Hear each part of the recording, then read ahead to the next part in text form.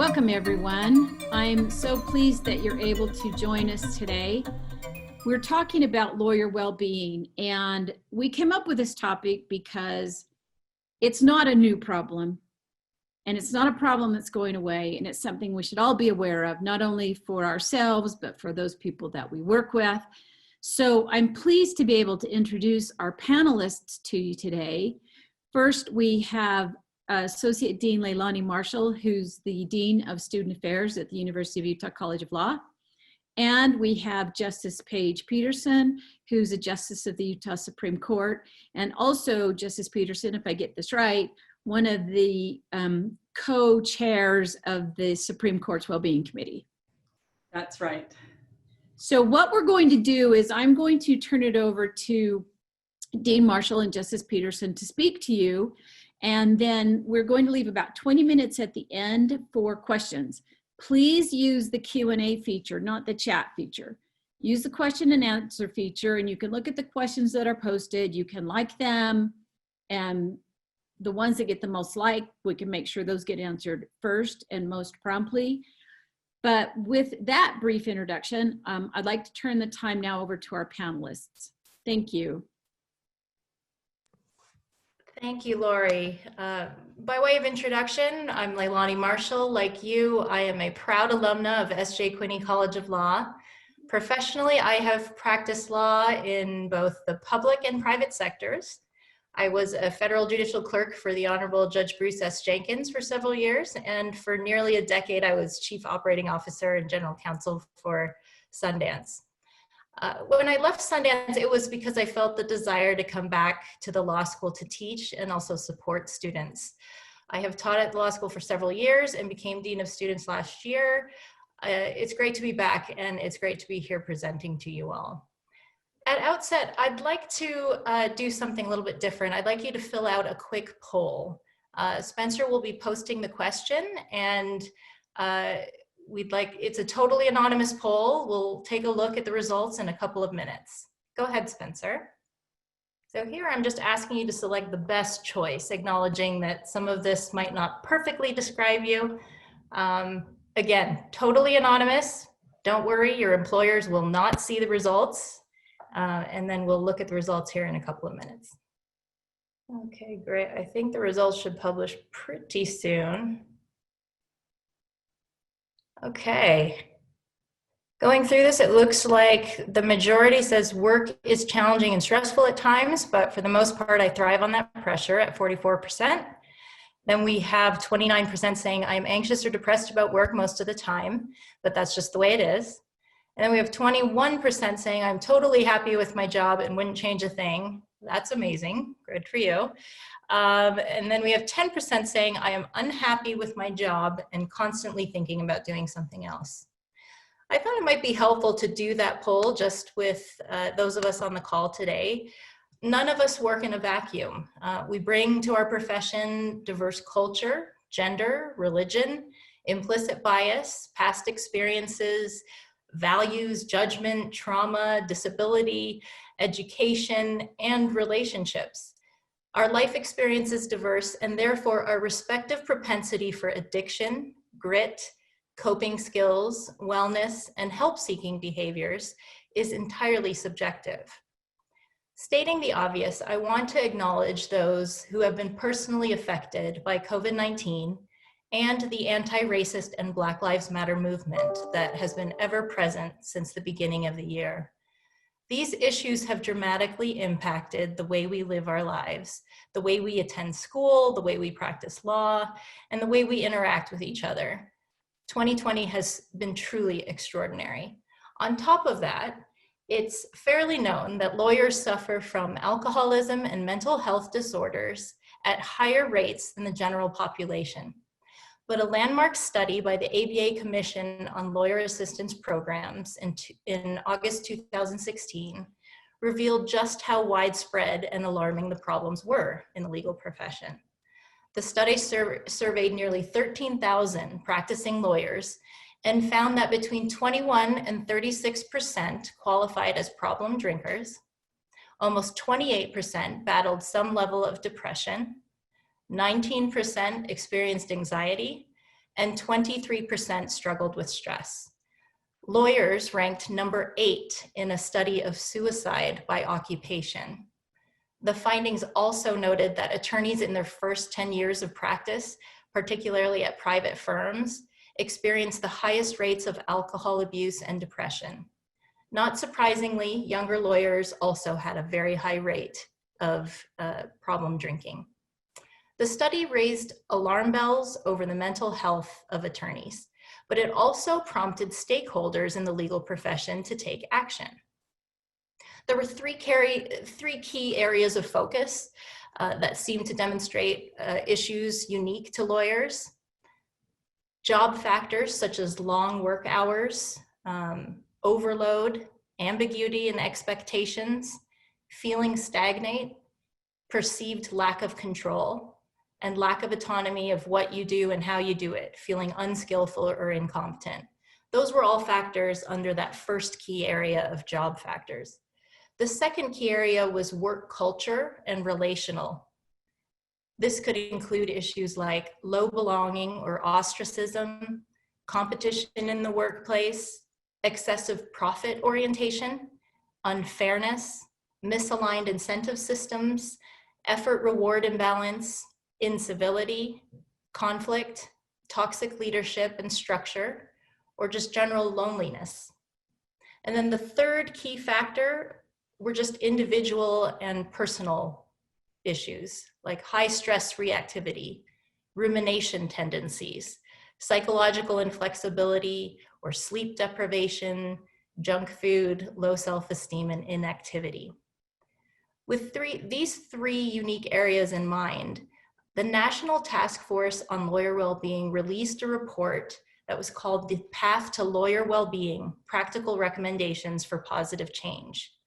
The report offered numerous recommendations for lawyers, for law students, and they included a variety of examples under 4 areas: building relationships with lawyer well-being experts, enhancing lawyers' sense of control over balancing their professional and personal lives, de-emphasizing drinking alcohol at social events, and developing methods of monitoring and detecting declining forms of well-being. There is also, since the release of the Path to Lawyer Wellbeing report, there's been an uptick in law firms, law schools, and courts around the country embracing the mission of creating better environments for legal professionals.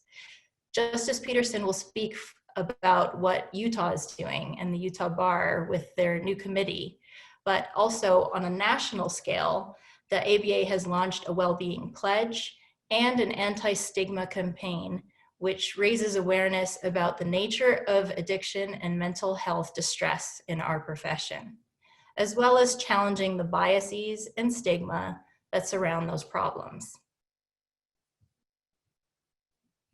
While law firms and corporations are increasingly implementing these wellness programs, law schools obviously play a crucial role as well. We change the culture of the legal profession with pre-lawyers, before people become lawyers and become licensed members of the bar. There were separate studies for law students, including the 2016 study, Suffering in Silence, the survey of law student well-being and the reluctance of law students to seek help for substance abuse and mental health concerns. The survey of law student well-being, which gathered from a variety of law schools of over 3,000 law students, reported that 17% of respondents experienced some level of depression, 14% experienced severe anxiety, 23% had mild anxiety, and 6% reported serious suicidal thoughts during that year. At S.J. Quinney College of Law, we believe that law schools addressing wellness greatly impacts the future of law-producing graduates with a deeper understanding about the lifelong benefits of wellness. We are going to be graduating students who are going to be looking for wellness programs at law firms and companies, which is why we need to have this common thread, this common priority among the workforce as well as the law schools. In terms of additional statistics that might be interesting, Our law students are scared to ask for help for specific reasons. 44% report a better chance of getting admitted to the bar if a mental health problem is hidden.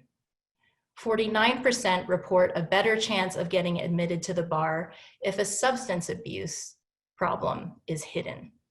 These percentages are even higher among those with multiple concerns, comorbidity of mental health issues, and those who are seeking help.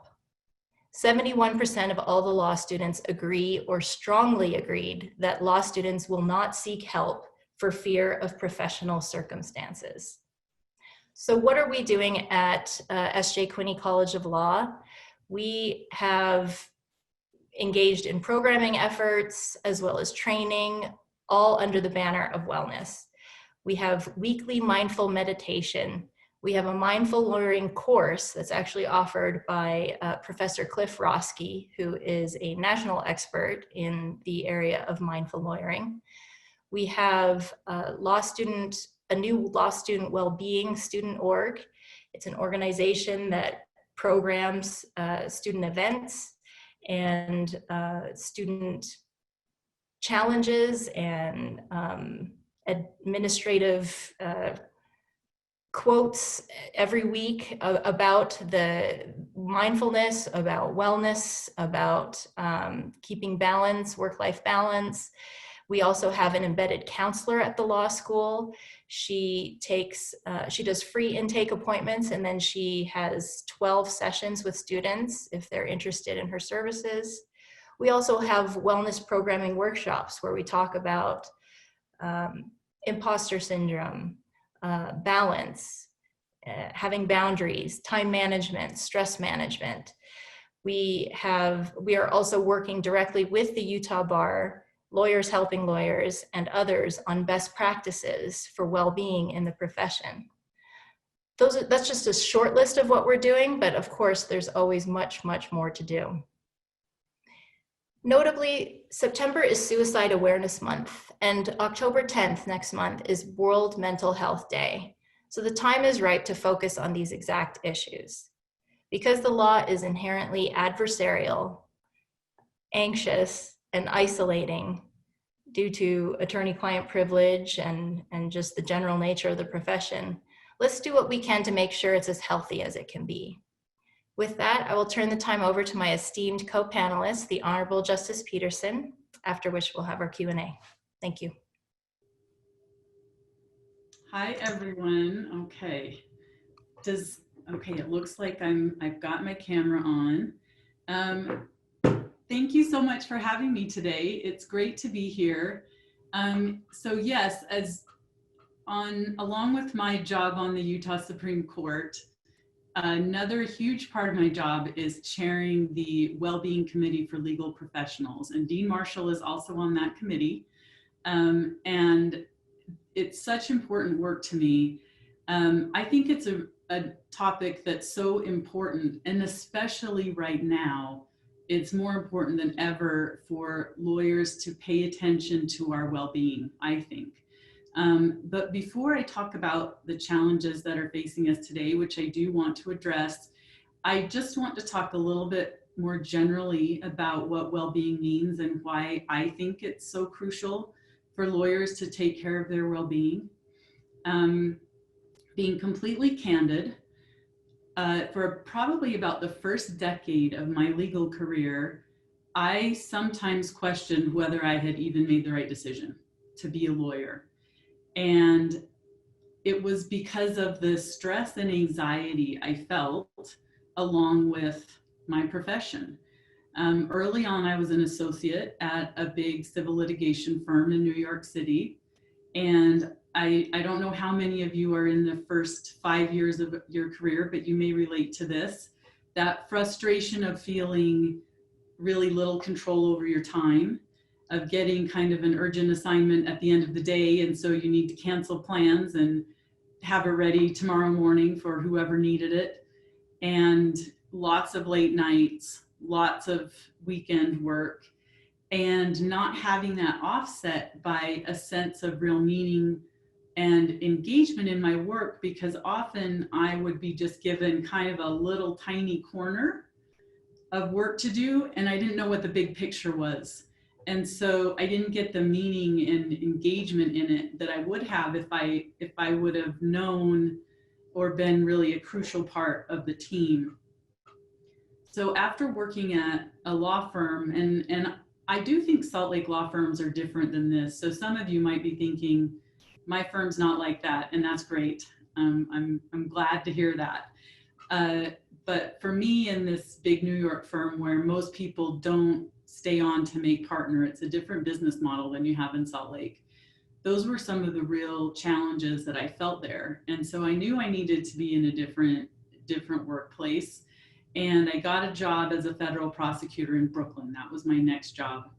And I had a lot more responsibility and autonomy. So that really increased my satisfaction with my job. I loved the people I worked with, and I really cared a lot about the cases that I was doing. So my work satisfaction and my engagement in my job went up exponentially. But with that, I also started to feel different stresses. I don't know if any of you have felt this, but that panic that wakes you up at 3 a.m, making you wonder, oh, did I forget to turn over that document? The argument I made in this brief, was it wrong? Did I miss any of the law? Am I going to fail someone who's counting on me? And for me, I had victims in those cases. For lawyers, you have clients. It's all on your shoulders. And so I'm sure many of us have had that 3 a.m. wake up where we think, oh no, did I mess up? And that can be on your shoulders 24 hours a day. And so this led me to 2 conclusions. And this was, again, kind of early in my career. And these 2 conclusions are completely in conflict. But I thought both of these at the same time. One of them was, well, this is just what it's like to be a lawyer. It's an inevitable part of this job, and I either have to live with it or leave the law. And the other one was, only I am feeling this way. Everyone else is completely happy and they're totally nailing it as a lawyer. I thought both of those things at the same time. And I was wrong on both counts. First, as Dean Marshall made clear with the statistics she talked to you about, everyone is not nailing it. You are not the only one who might be feeling these things. Many lawyers are feeling stress, anxiety, all the way up to depression, substance abuse, and suicidal ideation. And we did a survey that many of you probably took in Utah last year. And it shows that in Utah, we have these same trends, that lawyers in Utah also have a heightened presence of anxiety, depression, the same findings that we had on the national level. So it's common for being a lawyer and working in the law to create some of these struggles. And second, it does not have to be this way. This doesn't just have to be part of being a lawyer. You can be a successful lawyer and a happy and healthy person at the same time. And in fact, if you do look after your own well-being, I believe that you'll not only feel better, but you will be more successful as a lawyer. You will be able to do harder things because you'll be at your best.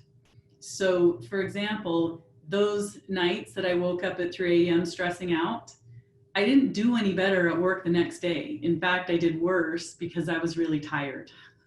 So that didn't help me.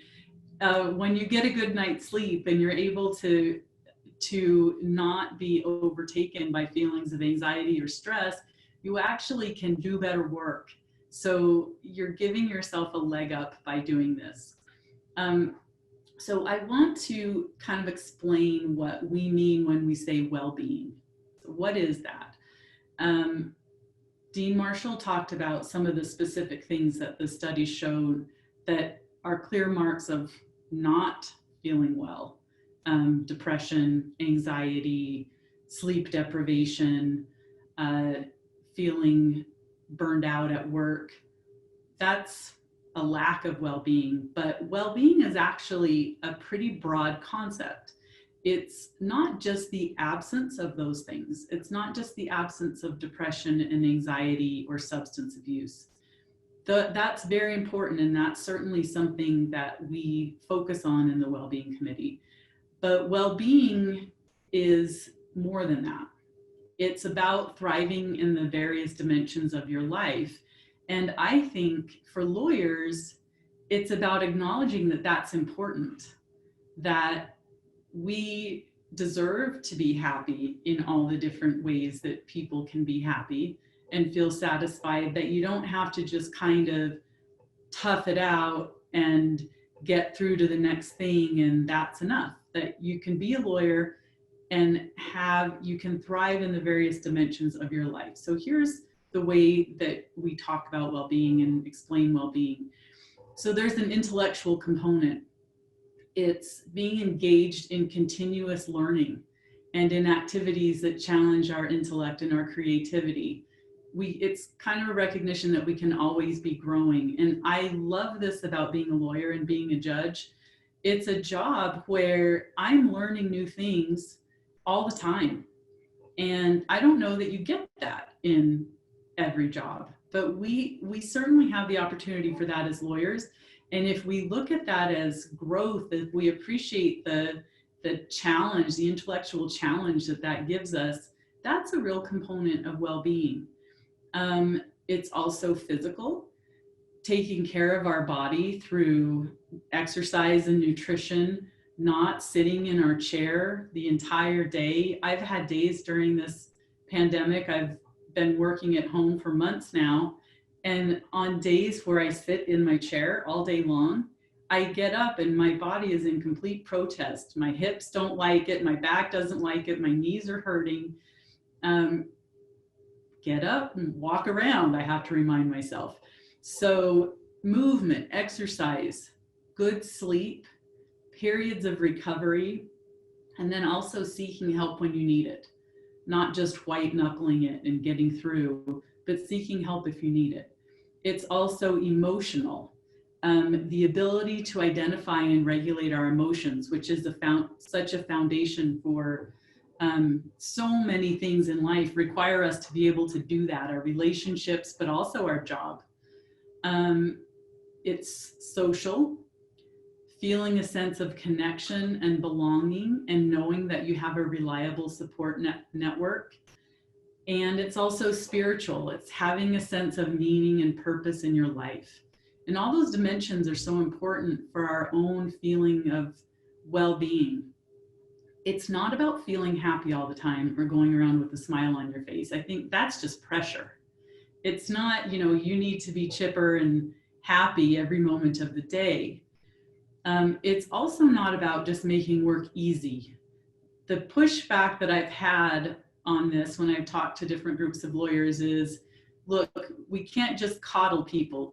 I promise this is not about coddling. It's a recognition that being a lawyer is challenging, and we work in an adversarial system. We often have huge workloads, and it seems like the time in the day is never equal to that workload. It always spills over. There's always work we could be doing, and lawyers are under a lot of pressure, and I don't think those things are going to change. I think that we're going to have to deal with those factors as lawyers. I don't know if that will ever change, but it's about finding better ways to handle those challenges. It's about knowing that, yes, those are challenges, and it's normal for me to feel overwhelmed sometimes. It's normal for me to feel anxiety, and that it's not just me. And there are ways that I can actually address that so that I can still feel satisfaction and enjoyment in my life and my work. And I can do those hard things because I'm at my best. And I think that's just smart. And if I wouldn't have paid attention to that and figured out how to do that for myself, I think those doubts about whether I had made the right choice, those doubts might have won out. And I might have thought, I don't want to have this job if I'm feeling anxious and stressed all the time. But I thought about it enough, and I tried to employ ways of counterbalancing those things so that I've been able to kind of have my cake and eat it too. I've been able to be a lawyer, but also feel satisfaction in my life and in my work. It doesn't have to be one or the other. And it's allowed me to do harder things because I could be at my best. So that's what I think it's about. So speaking of challenges, my goodness, 2020, it has just been a year of challenges. I think, I mark it from the day that I saw on the news that Rudy Gobert had COVID. It's just been all downhill since then. It was like the first domino got hit and it just all came crashing down. And, the hits keep coming. So we're in a pandemic. We're all living through that. Then in Utah, we had the special appearance of an earthquake that we all got woken up to, and then it wouldn't let us forget about it. We kept having all those aftershocks. And now most recently, we had this windstorm that blew over 100-year-old trees and smoke. The smoke, and goodness, I feel so much worse for the people who are right by all of the wildfires along the West Coast, but that we have that smoky air choking us here, and we've got some wildfires here that we've been dealing with on top of all of this, and it just has not been great. I think we can all agree it has not been great this year. And I've been trying to pay attention to the specific challenges that lawyers are facing in our current environment. And here are some of the top contenders, and I'm sure I won't be getting all of them, but here are some of the top ones. One is feeling social isolation, that lack of social connectedness, because we're not just running into each other in the hallway, or at the courthouse, talking to other lawyers that you see. I think this is really hard for people who are new, people who are transitioning into the workplace, those lawyers who are just starting. And this is the time when you need to be meeting other people in your firm or at your workplace, wherever you're working, and we're all at home. So that social isolation, I think, is really hard. And I think people are missing just that incidental contact you get from bumping into each other in the hallway and asking how the weekend was. Distraction. So I have to say, for those of you who are trying to balance your children's school and your work, you deserve, some huge prize at the end of this, because that is so difficult, whether you're trying to do your job from home while you kind of oversee your child's schooling at home, or whether you're sending them to school with the worries about potential risks that they might be facing there. This is not an easy time for parents. It's not an easy time for working parents. And it's really hard to just focus on work. And then I think even if you're not facing that, just the very substantial things that are happening outside our door. The earth is shaking. The air is smoky. There's a virus floating around out there. And whenever we go out, we have to wear a mask. Those things are very distracting. One short example, when we had the earthquake, I was supposed to meet later on that afternoon. I was supposed to speak to a couple of colleagues about one of the cases we were working on, and I needed to read some things before we had that conversation. And we'd had the first round of the earthquake in the morning, and I settled down a little bit after that. But then as I was trying to read again, we had one of those big aftershocks in the afternoon. And I kept trying to read, and my brain just said, enough. I'm not going to let you read when I know the earth is shaking outside. I just won't let you do that. My brain was not going to let me do that, wouldn't focus. And I just kind of had to give up. I had to give up and say, it's not happening today. I need to just give myself a break, because I can't just force myself to try to focus when all of these other things are happening around us. And the third thing I'll mention is what I have seen is that people are actually working more. They're working more because if you're working from your home and your home is now your office, it is really hard to know how to turn off. So your work is seeping through all 24 hours of your day. It's seeping into your evening because how do you turn it off? Your office is your couch. Or I've made myself a little space in my house that's my office, but it's just right there. And I always have more work I could be doing. So how do I not just go sit back down and keep doing it? So it's really hard to turn off. And I want to focus on this last challenge, the turning off challenge. I want to focus on that specifically before we get to questions. So I want to talk about recovery. How do we turn off and recharge when for so many of us, our home is now our office? And I want to thank Martha Knudsen. She's the executive director of our committee, and we are so lucky to have her. She has a master's degree in applied positive psychology, which is a lot of the foundation for the data we have about well-being now. So, and she's a former lawyer, partner, and in-house counsel, so she gets it.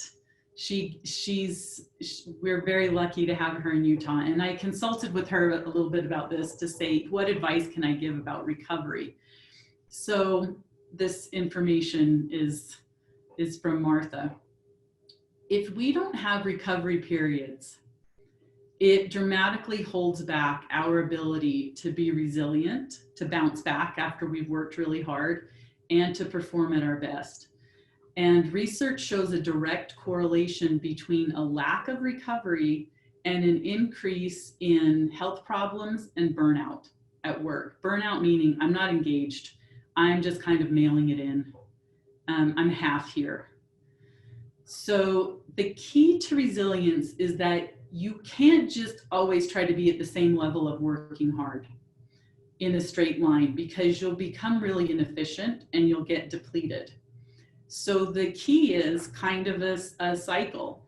You work really hard, but then you stop, you recover, and then you're prepared to go back to work again, go back to working really hard again.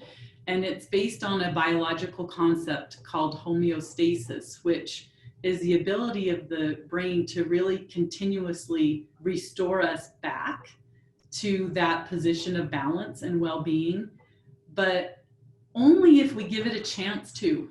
So when the body and the mind are depleted from overworking and you just try to keep working and you just try to tough it out, the problem is you're wasting a lot of mental and physical resources trying to just keep working through that.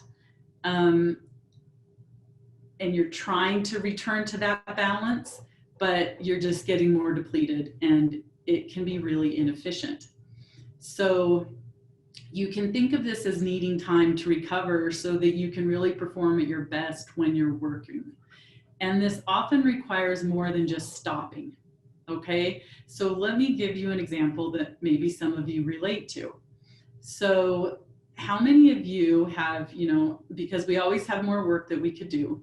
So how many of you have said at the end of the day, you know what, I'll do this later tonight. I'll do this when I get home tonight, when we used to have a going home from the office, or I'll just do this on Saturday. And then on Saturday, you don't do it, you procrastinate and you cannot make yourself do it, but you spend the entire day trying to force yourself to do it and feeling guilty because you are not doing the work. I have done that so many times, I cannot tell you. Maybe I'm the only one, but if you've ever had that, here's the problem with that. I didn't do the work, and I also didn't get recharged at all because I spent the whole day feeling guilty that I was not doing the work. And maybe I was half working, maybe I dabbled in it and I did a really inefficient job and wasted my time. So it's not just stopping work, but it's also giving yourself the chance to recharge during that recovery time. So you need to do this both during the workday. You need little internal times to recover during that workday, which is short periods of relaxation, like taking a walk, getting up and stretching, doing some meditation. It also can happen when you shift your focus from one task to another. External recovery is that recovery between work days, the evenings, the weekends, and you have to take a real mental break to get the bang for your buck. If you're constantly just checking your work email, maybe still emailing with colleagues about a case over the weekend, telling yourself you should do that one task, you're not fully getting that break. And so you need to try to give yourself some time where you just say, I'm not working right now and I'm unplugged. So a few ideas, and then I will stop and we can answer whatever questions you might have, are at home, maybe designate a specific different place in your living space where you do your work and try to keep it contained to there. Create boundaries around your email and technology where you really let yourself unplug and you don't feel like you have to keep checking. And do something to mark the beginning and end of the workday for you. Like, turn on some music, change into different clothes. Although honestly, I'm wearing the same thing all day and it's usually sweatpants. So I'll be honest about that. Or taking a walk, something that gives you a cue that I'm stopping. And think of it as strategic stopping. I want to get the bang for my buck out of the time that I am not working. I want to recharge. And so if I'm just still kind of checking my email and doing a little work, I just kind of wasted that recovery time. And now I'm not back at my best when I'm going to restart working. So hopefully that was helpful. I want to challenge you all to think about what would work for you in this way. We all have different schedules and different environments right now, but it's just about knowing your recovery is important. Your recovery time is important. Think about what would work for you and give you that time and space. Okay. Well, thank you both. Now I want to toss out some questions. And for those of you that are listening, please use the Q&A feature to ask any questions that you may have. First, I want to go back to something that was said at the beginning, and that is about the stigma. Is the stigma real, or is it our own perception? Do law firms, employers, etc., really view an individual as less if they're in therapy, if they go to AA, or whatever it is they do? Is the stigma real? Dean Marshall, do you want to take that first and then I will go?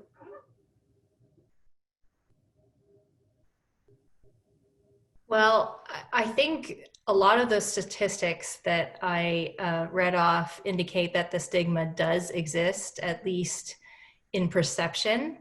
The only way that we can change that is by some of the concerted efforts that Justice Petersen talked about on a personal level.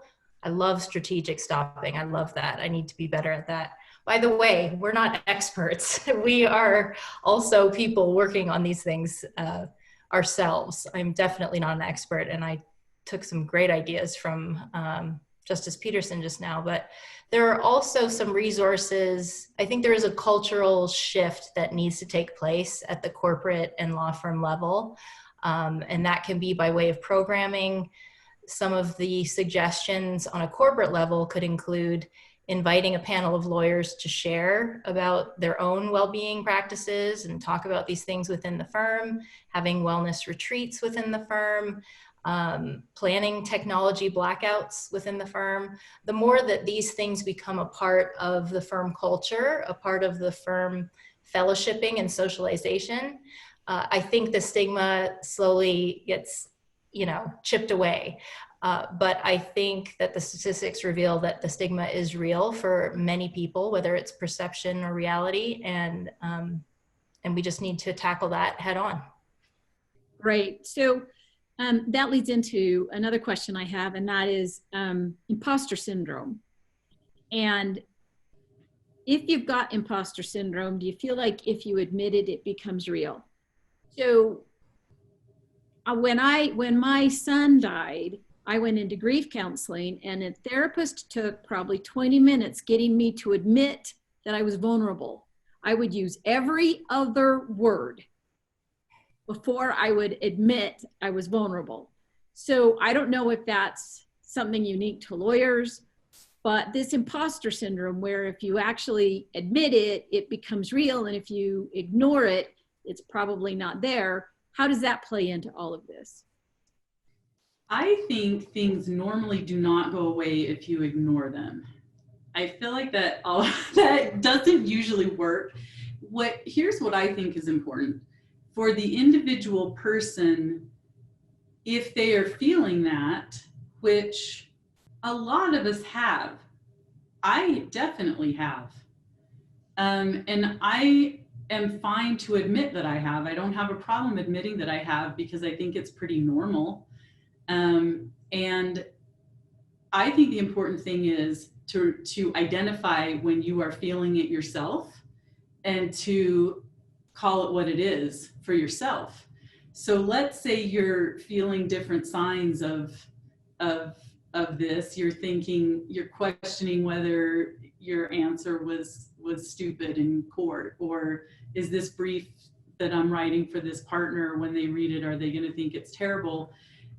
Identify it and call it what it is, and realize, okay, so this isn't really real. It's a normal thing to feel. And I'm feeling this right now, but it's not actually real. And so I can just do my best, and let's see what happens. Let me not let this kind of drag me down and make me start behaving accordingly. It's not actually real. Go about your business. So I think it's most important to call it out for yourself. I agree. I completely agree. Imposter syndrome, it's a term of art. And for those of you who may not be familiar with it, it's just like it sounds. It's when you feel like you're a fraud, and everybody's going to find out that you're a fraud, and you have no business being where you are. It's especially common among first-generation law students, first-generation college students, first-generation lawyers.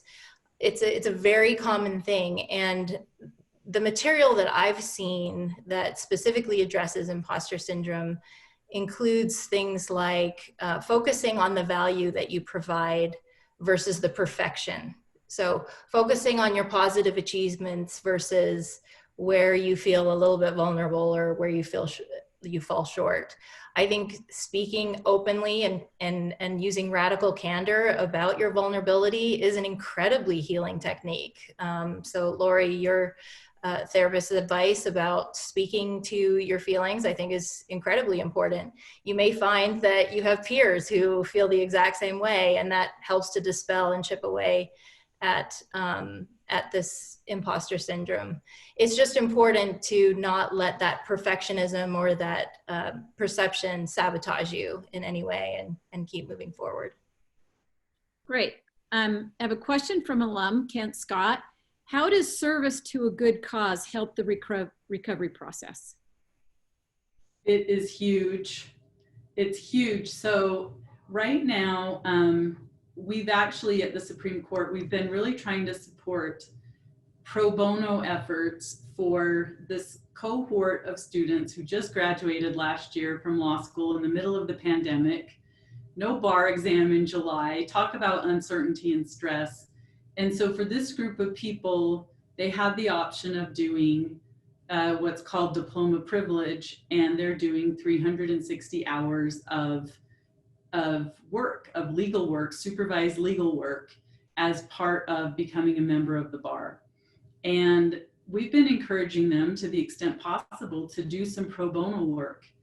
And what happens when you help other people is that it makes you feel really good. And I think one of the reasons that we wanted to try to encourage the new lawyers to do pro bono work, especially right now, is it's really easy, especially for them having to deal with all the uncertainty of how am I going to become a lawyer when nothing's normal right now, and not even the bar exam is normal. You can feel helpless and like you're surrounded by uncertainty. If you get out there and become part of the solution to the problem, that makes you feel so much more empowered and uplifted. Helping other people is one of the best ways to make yourself feel good. It's just true. And so when they get out there and help other people who are experiencing problems with paying rent and facing eviction and medical bills, all of these things that are so hard for people right now, when you can be part of that solution and help them, I think it helps you turn your entire perspective from feeling like I am a victim of all these forces and I'm helpless to I'm part of the solution, I'm helping other people, and it is extremely uplifting and I think helps a lot. And it's especially if it's sort of different than what you're doing in your regular workday, you're doing something a little different. Great. So we talked a little bit about acknowledging, and I want to segue into stress. Being a lawyer is stressful no matter what. I just don't think you can say, I'm going to be a lawyer and never be stressed. I mean, maybe some people, but I don't think that's true for the majority of people. Is it important to say, yes, I've chosen a stressful profession, but I can still be happy and satisfied and at peace, I guess? Yes. Dean Marshall, do you want to You go ahead first, and then okay. I'll tack on. I think it's so important to kind of acknowledge that it is a stressful profession, and how that you will need to handle stress, and what am I going to do to handle it? How can I handle that best? And so, like, for example, I remember a time when I was working as a prosecutor in Brooklyn, I had a trial in front of a judge who was just really mean, and he would scream at everyone, and I knew I'm going to get screamed at every day. Opposing counsel will be screamed at every day. And I sort of went in knowing this is just going to happen, and it's not me, it's how this judge talks to people for some reason. And I remember saying to my best friend was going to come and watch me at the time. She was going to come and watch closing arguments. And I said to her, oh, just so you're aware, I'm going to get yelled at by this judge, and it's okay, I'm fine. This is just how he talks to people. And so because I prepared myself for it, I tried to prepare my friend, like, this is going to happen. I wish this judge wouldn't do this, but this is how he talks. And when he does it, I try to hear what he's saying and respond in the best way that I can. But I will just stay as unflappable as I can, because I'm not actually doing anything wrong. I'm doing my job, and so I can stay calm through this.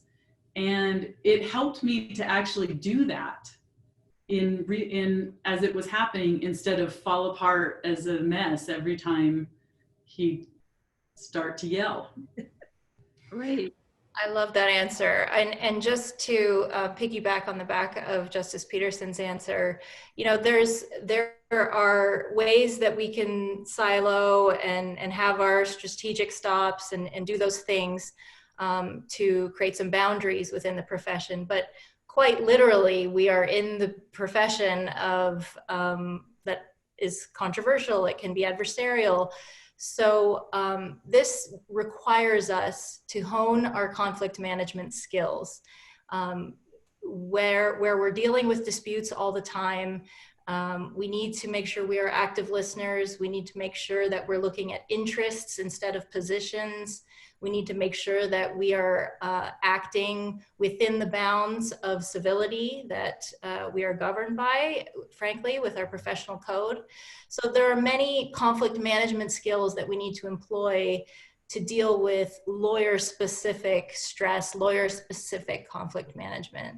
And I think when you pay attention to those skills, when firms actually employ workshops that address those skills, that can all help. Because you're right, our profession is inherently adversarial, it's inherently stressful. For some of us, we thrive in that environment. We saw that in the results of the poll.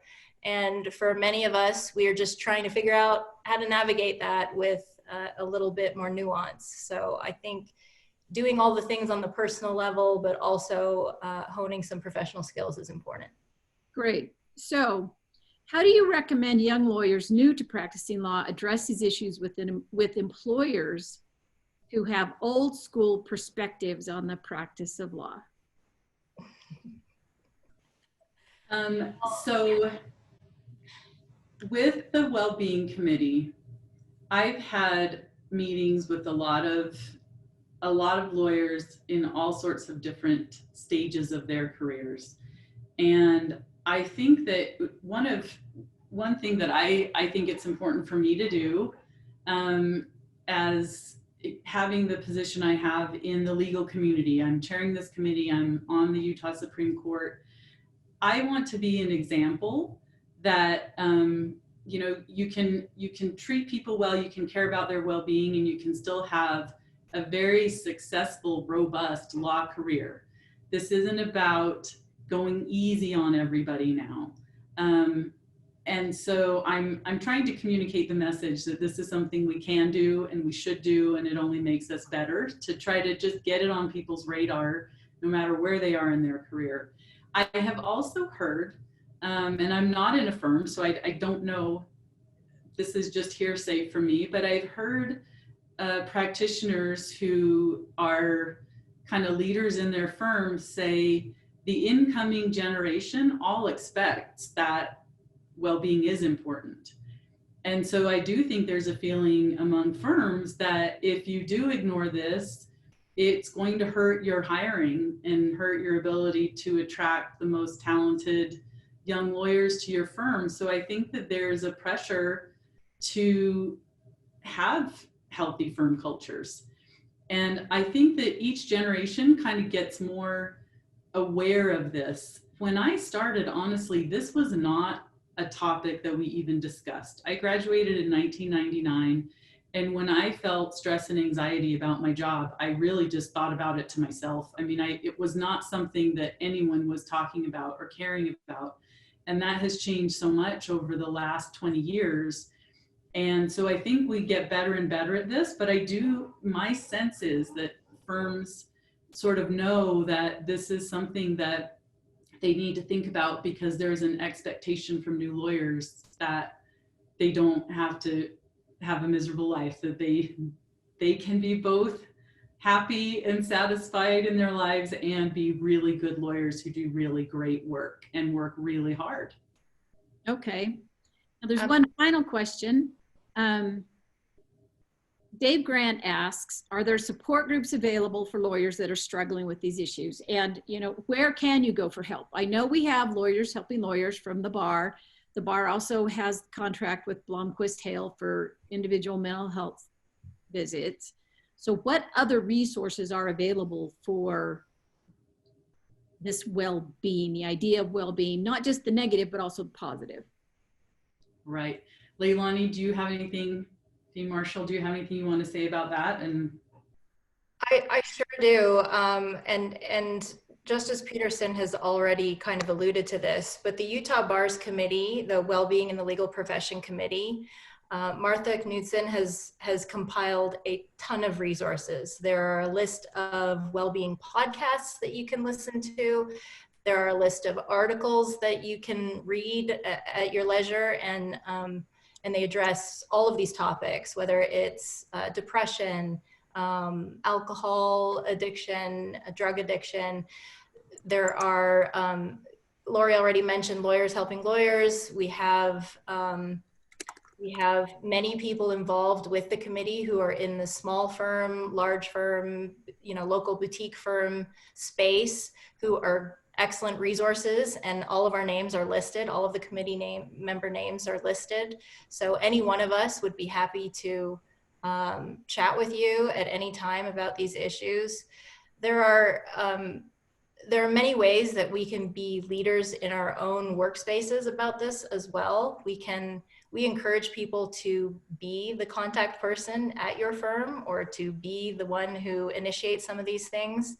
To Lori's earlier question about how young lawyers can address more senior leadership in the firms, just ask.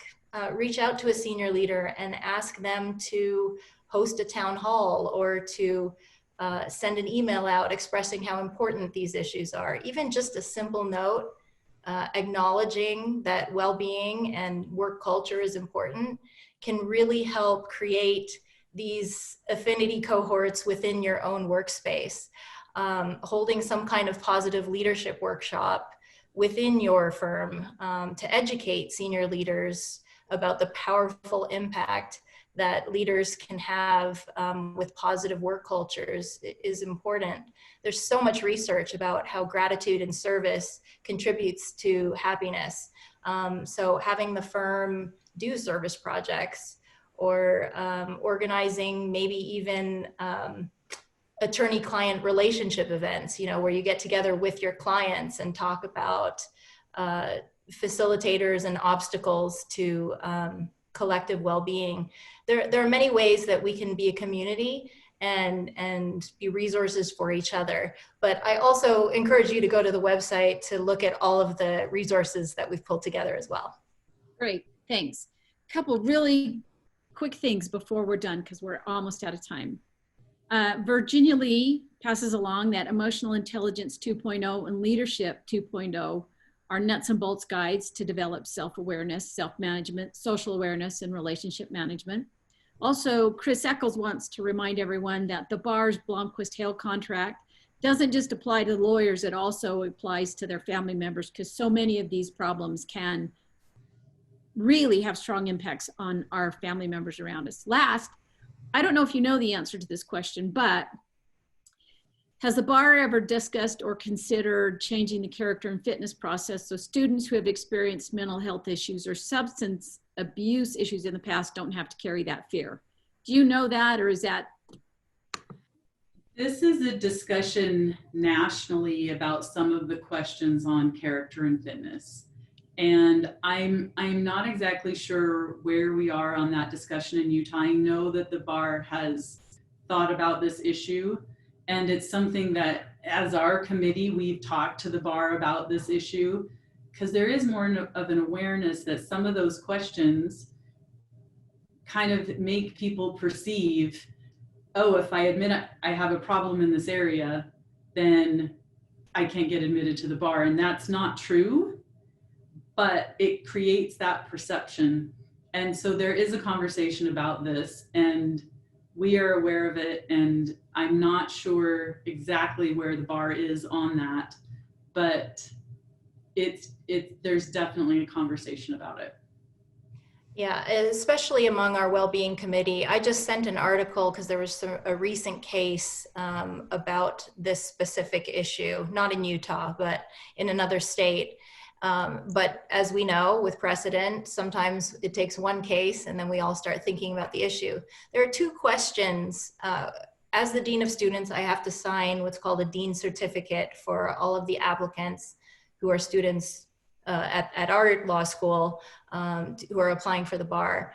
And the two questions, the first one is, has the applicant exhibited conduct that suggests the applicant lacks the mental and or emotional stability necessary to practice law? As you can see, that's potentially a problematic question, but it certainly has a little bit of room for me to say yes or no. The second question has to do with, it's very similarly worded, but it has to do with abusing or may be addicted to alcohol or drugs that may impair the applicant's ability to practice law. As you can see, if these questions are being asked, then certainly it may freeze a student's ability to speak with me if they actually need resources in these areas. So yeah, it's an active conversation. I actually appreciate the question. And I hope that you'll continue to comment as we try to make some movement in this area. Well, thank you both so much. This was fascinating and very helpful. And so thank you both for your participation, your preparation, and everything you did to come take time out of your day to present today. To those of you listening, I want you to know that on October 23rd, we're doing a webinar specifically on practicing law and parenting and the stresses that come along with that, because the word anymore is pivot, and everyone has had to pivot even this last week with schools changing their schedules and all kinds of things. So please tune in on the 23rd for the Parenting and Practicing Law webinar. So thank you all to everyone, and I hope to have you at one again in the near future. Bye.